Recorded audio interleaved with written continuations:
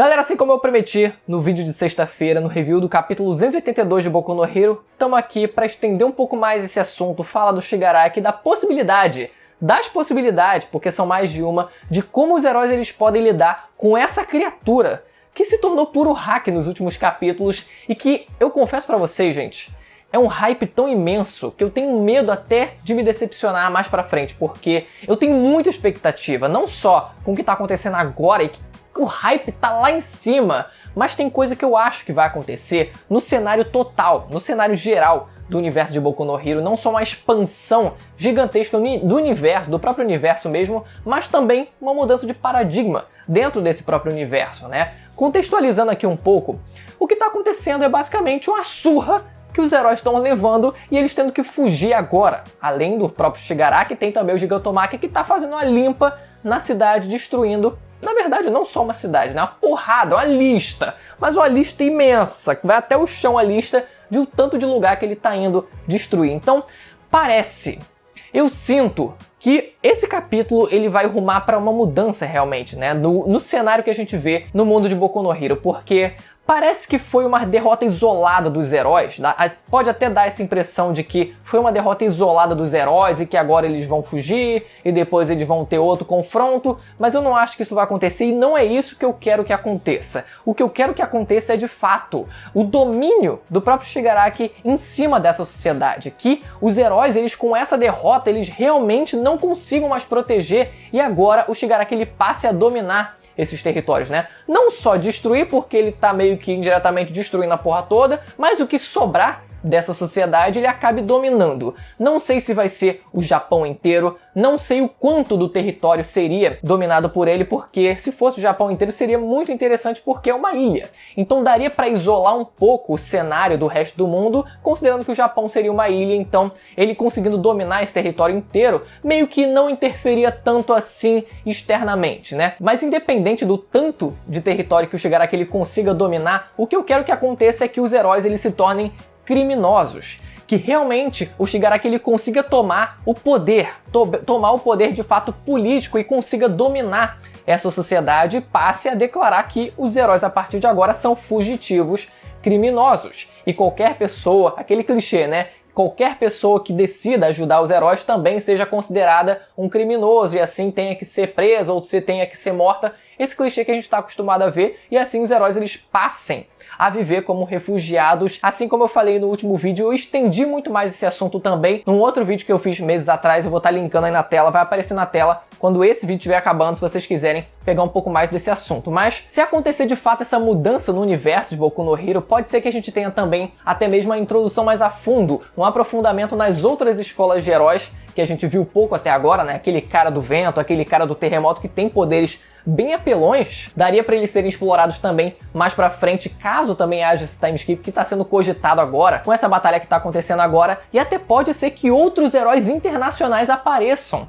Pode ser que existam outros heróis um pouco mais fortes ou ali, né, mais ou menos no mesmo nível, que no fim das contas sirva de ajuda também, né, outros heróis apareçam para ajudar mais pra frente, né, depois desse time skip, e assim a gente tenha, como eu falei, essa expansão do universo de Boku no Hero, né, porque muitas vezes a gente sente que o mundo, parece que todos os acontecimentos giram em torno do Japão e nada foge muito daquilo, né, mas o mundo não é só o Japão, existem as relações internacionais, então cadê elas acontecendo? Seria interessante, como eu falei, para expandir também esse universo dessa forma. Só que, vamos focar agora mais no Shigaraki. Como a gente pode lidar com essa criatura agora que o bicho se tornou o novo Madara, ou o novo Garou? Tá mais pro novo Garou, né? Porque o Garou, ele apanhava, levantava, apanhava, levantava, apanhava, levantava, derrotava herói, derrotava herói, derrotava herói, apanhava, levantava, derrotava mais outros heróis, e era assim. E era incessantemente isso acontecendo, e foi meio que isso, praticamente, que aconteceu nesses capítulos. Agora, como é que eles podem lidar?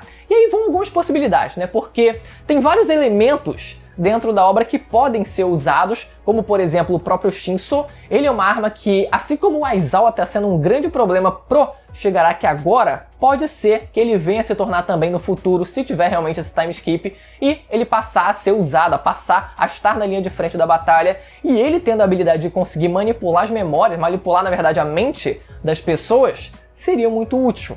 Agora, como é que o Shigaraki conseguiria se livrar disso? Talvez só por ele simplesmente possuir um hack absurdo e dizer, olha só, eu sou tão malvado que eu não me afeto pela sua manipulação mental. Eu duvido, eu tenho um pé atrás que isso aconteça e eu considero realmente a possibilidade disso acontecer. Não sei se vai ser tão simples assim, mas eu juro que não descarto essa possibilidade. Pode ser também que o Shigaraki ele acabe bugando sozinho, porque a gente viu isso acontecendo nessa batalha e a gente sabe que ele não terminou a mutação dele por completo, então pode ser que isso afete ele a longo prazo também e isso acabe sendo autodestrutivo para ele, é uma possibilidade também, só que eu não acho que isso vai ser o ponto final da história, sabe? Ele se autodestruindo, sabe?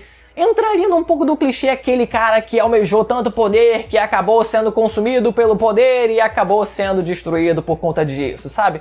Eu não sei se seria suficiente, mas pode ser que isso acabe influenciando também, porque eu acredito que esses vários elementos, a participação do Shinso, o próprio Shigaraki se bugando sozinho também esteja lá presente, tudo isso aconteça ali no meio do caos que vai ser provavelmente a batalha final. Outro elemento também a ser mencionado é o próprio Mirio, que o pessoal espera ansiosamente pela volta dele, por conta da Eri, depois de dominar as habilidades dela, conseguir rebobinar ele até o ponto em que ele tinha a habilidade dele, só que o pessoal acaba colocando muita expectativa no Mirio, sendo que ele vai fazer o quê contra o Shigaraki, honestamente? Vai dar soquinho?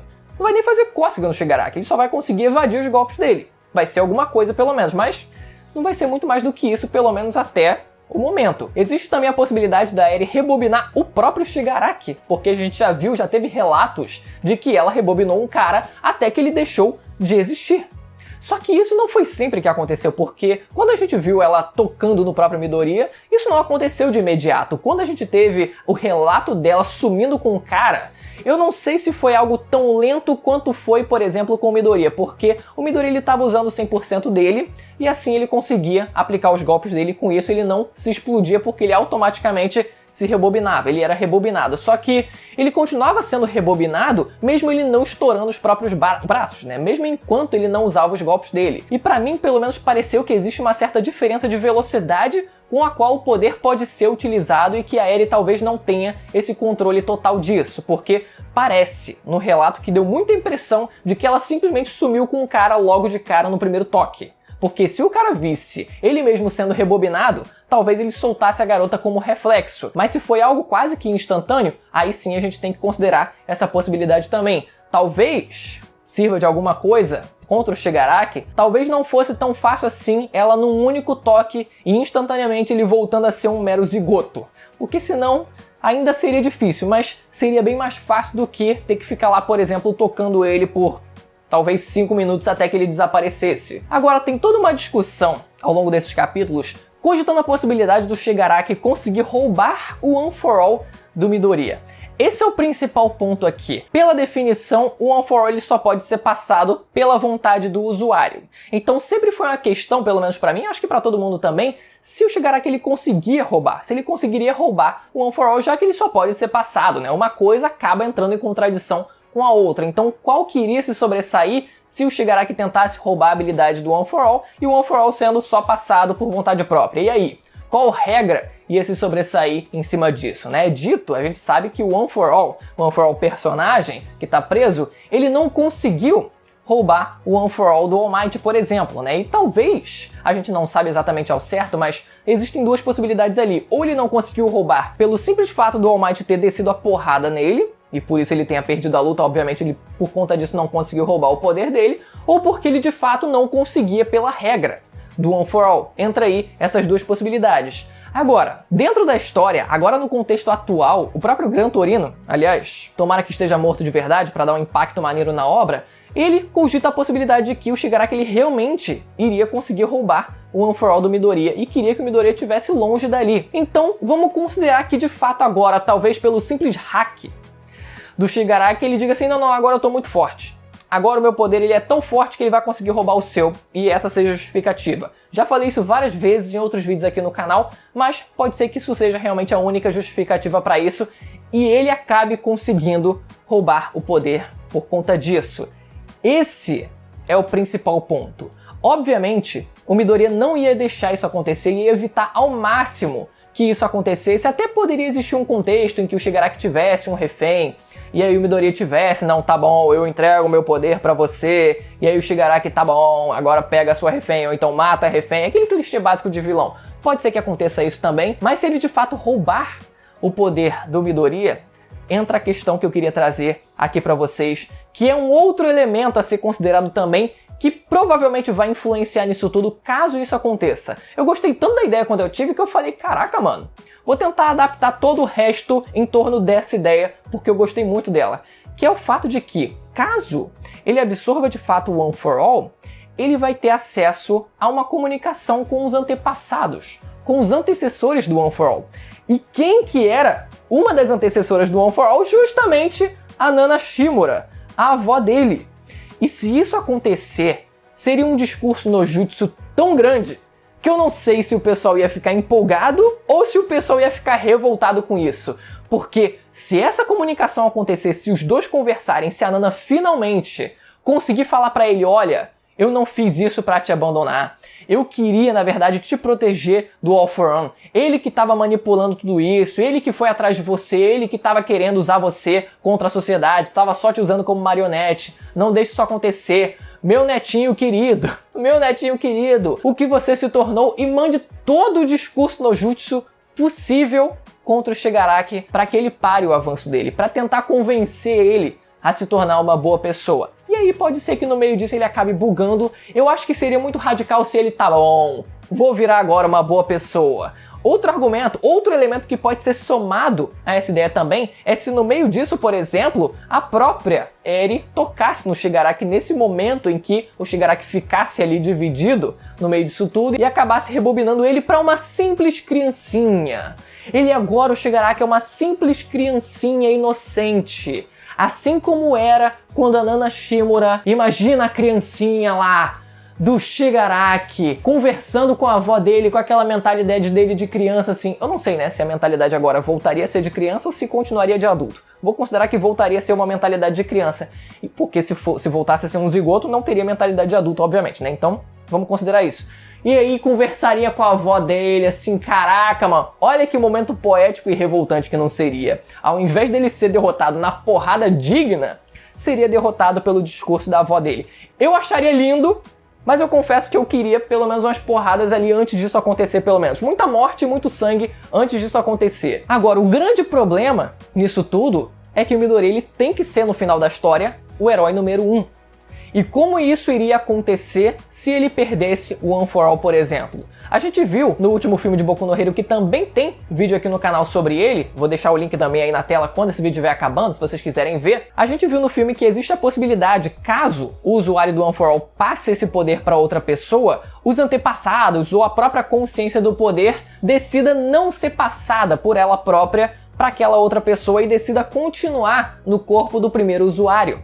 Isso pode acontecer. Caso o Shigaraki ele de fato roube o poder do One for All e essa regra ainda seja aplicada, pode ser que a consciência do One for All seja tipo puxada de volta pro Midori e assim ele acabe voltando pro Midori também. Ou se o Midori ele passar o poder por vontade própria, seja por conta de refém ou qualquer outro motivo, isso aí também novamente seria possível de acontecer, né? O poder se recusar a ser passado pro Shigaraki. Se isso acontecesse, até seria uma forma do Midori falar assim, não, é melhor eu passar o poder por vontade própria pro Shigaraki do que ele roubar o poder de mim. Porque dessa forma o poder ele pode se recusar a ser passado pro Shigaraki e ele continuar comigo. Não sei se eles vão considerar essa possibilidade no meio daquele caos todo. São detalhes, como eu falei, que se adequariam a essa ideia, que no fim das contas gira em torno do Shigaraki ele sendo derrotado pelo discurso no jutsu. E claro que após isso o Midori ele teria que de alguma forma recuperar o One for All, e existem algumas possibilidades, obviamente algumas teóricas em cima disso, e outras um pouco mais concretas de como isso pode acontecer. Imagina, por exemplo, o Shigaraki criancinha falando, não, tudo bem, agora eu sou uma criança inocente, toma o poder de volta, Midoriya. E aí, deixou vocês empolgados ou deixou vocês revoltados? Espero que vocês tenham gostado do vídeo, galera. Deixa nos comentários o que vocês acham. Quem não é inscrito, só lembrando para se inscrever no canal e ativar o sininho para receber as notificações dos próximos vídeos de Boku no Hero, galera. Toda semana review mensal do mangá e quando voltar o anime também, os vídeos falando dos episódios. Até a próxima, tchau!